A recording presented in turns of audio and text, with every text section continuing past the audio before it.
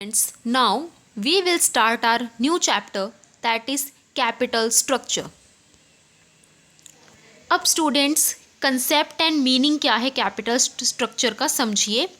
When a business wants to grow it will need capital to drive its functions and expansion. जब कोई business grow करना चाह रहा है तो उसे ग्रो करने के लिए कैपिटल चाहिए जिसकी उसके एक्सपेंशन हो सके. This funds come from long term debts and equity. और ये फंड्स आपके पास कहाँ से आएंगे, वो कैपिटल कहाँ से आएगा, from long term debts and equity. The mix of debts and equity used to finance the company's future profitable investment opportunities is referred to as capital structure. जब हम debts and equity का mix ले लेते हैं finance को create करने के लिए जिससे हमारी कंपनी के लिए एक फ्यूचर प्रॉफिटेबल इन्वेस्टमेंट अपॉर्चुनिटी आ सके, तो उसे क्या कहते हैं, कैपिटल स्ट्रक्चर. सिर्फ इसमें लॉन्ग टर्म डेट्स और इक्विटी ही शामिल होंगे, शॉर्ट टर्म नहीं. Next, capital structure decision. This is the question the company finance manager have to determine for the organization. A company choose to look its owners who have equity to raise fund by issue of shares और debentures. अब students question ये rise करता है कि जो finance manager है वो पैसा कहाँ से लाएगा. तो अब देखो आपके पास मैंने पहले क्या बताया था, इक्विटी प्लस डेट. अब इक्विटी कहाँ से आएंगे उसके पास, जब वो शेयर्स और डिबेंचर्स को इशू करेगा तब उसके पास इक्विटी शेयर्स आएंगे. So the company structure can be mix of debts और इक्विटी और बोथ. तो दोनों का मिक्सचर होना बहुत ज़रूरी है, डेट्स भी इक्विटी भी और दोनों भी. Pattern of capital structure. अब पैटर्न क्या है, कैपिटल स्ट्रक्चर सिर्फ इक्विटी शेयर्स के साथ भी हो सकता है, कैपिटल स्ट्रक्चर इक्विटी और प्रेफरेंस के साथ दोनों के साथ हो सकता है, capital structure with equity shares and debentures के साथ भी हो सकता है, और capital structure with equity shares, preference shares and debentures के मिक्सअप भी हो सकता है. अब है factors determining capital structure. First is size of company. Size of company भी अब बहुत बड़ा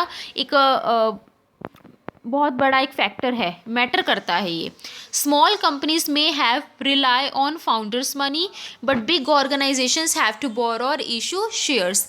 कहते हैं कि जो स्मॉल कंपनीज हैं वो तो फाउंडर्स मनी पे डिपेंड हो सकती हैं, पर बिग ऑर्गेनाइजेशंस अपने ही शेयर्स और डिबेंचर्स को इशू करके पैसा इकट्ठा करेगी. Then nature of business. If your business is monopoly you can go with debentures because your sales can give you adequate to pay your debts easily. तो अगर आपका एक मोनोपोली बिजनेस है तो आप डिबेंचर्स के साथ जा सकते हैं क्योंकि आपकी सेल्स ही हैं जो आपकी डेट्स को ईजिली फुलफिल कर सकती है.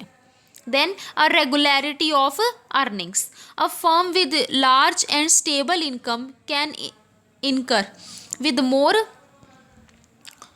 तो इसमें स्टूडेंट्स क्या है कि जो रेगुलर ऑफ अर्निंग, देखिए अब अगर आपकी अर्निंग्स डेली बेसिस पे हो रही हैं अपने आप ही आपके पास फाइनेंस राइज होगा, और अगर आपकी अर्निंग्स रेगुलर नहीं है तो आपके पास फाइनेंस राइज हो ही नहीं सकता. Then next is condition of money market.